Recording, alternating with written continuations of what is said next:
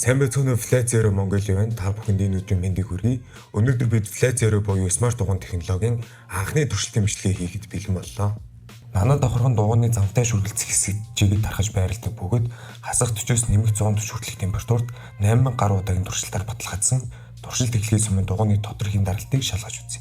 Дугуйны дотоодын даралт 214, дугуйгаар хадаас нэр явсны дараа дотоодын даралтыг дахин шалгах болно.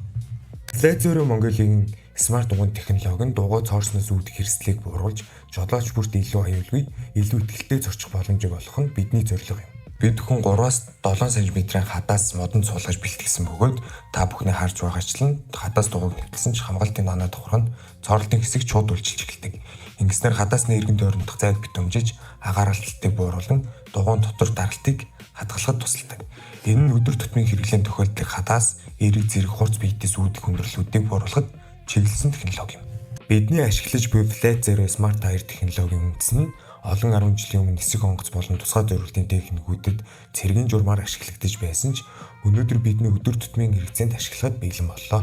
Манай хаяг чимэлдээ түргийн 14-р хороо 5 буудлын автобусны бодлын хувьд утасны дугаар 8602 3377 8607 3399. Туршилтын төсөл дугуйн дотоодын даралтыг дахин шалгая 214.